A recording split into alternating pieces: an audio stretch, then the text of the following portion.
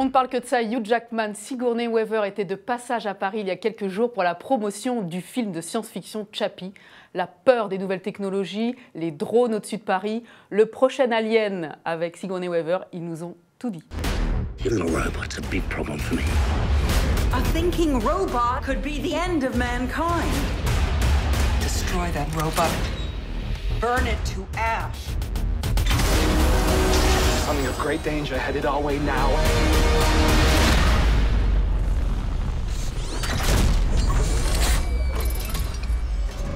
Your character is opposed to artificial intelligence and he wants to destroy a humanized robot named Chappie. Do you fear, of being even more surrounded by computer technology in the near future? No, not really. No, I mean, it's interesting. I do love computers. There's a lot of low-level artificial intelligence around now and a lot of money being spent on it. I probably use 5% of its capacity in my life. I'm sure whoever created my computer would be frustrated. I'm so excited about it. I can't wait to have a robot.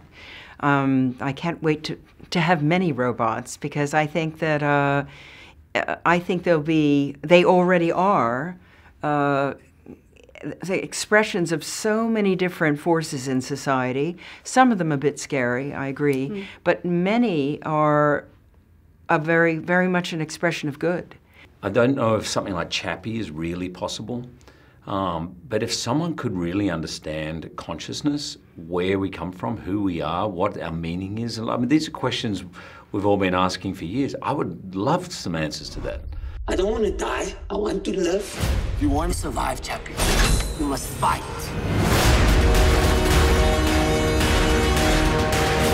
Mayhem downtown as police have begun shutting down. You like my people! You think you're real? You don't get away with this. He's special! I think that it's one of the things that Chappie explores, and oddly, the most humane character in the story is a robot. Chappie is a robot that can think and feel like human. The transfer of human consciousness is one of the topics of the movie. And I have to tell you that sometimes fiction meets reality. For instance, there is a controversial surgeon in Italy, and he pretends that he will be able to transplant the head of a man to another body to help the science to restore the function of a human, and he will do that within 2 years. Really? What do you think of this idea? I don't think I would sign up to be the person doing the operation. It's a fascinating topic, and I don't know if it's possible. I don't know where he's going to get these different heads and bodies. It's just such a strange concept, the idea of putting someone else's head on someone else's body. But that's when fiction meets reality. I know. I think our movie is much more accessible in terms of its ideas, actually, than that. I find it hard to believe. I certainly wouldn't be volunteering for that operation. Would you? I don't think so. No. It's a little scary. Yeah. Lately here in France, there is a huge subject that makes the headlines in France. Drones, the drones, Yes, you know. yes. And some of them flew above Paris recently, and it's completely forbidden. What is your feeling about the drones? It's interesting you bring up drones because my character, in effect, creates a next version of a drone. Listen, again, it's how we program these things. I worry about birds. I'm not really worried about privacy in this sense. I'm much more worried about our phones being tapped and our emails being read than I am worried about drones, in fact, hovering over the Bristol Hotel, listening to what we're saying. But it could be used by terrorists, for instance. Well, I mean, they're using everything. I mean, that's any force that we can, you know, any invention can be misused for you know, the wrong reasons. I think it's a really potentially dangerous situation, and it's a very complex sort of ethical argument. I mean, if it was my child having to go into battle in an army, for example, and you could send in some form of artificial form of a soldier, I'd probably prefer that than my own child. However,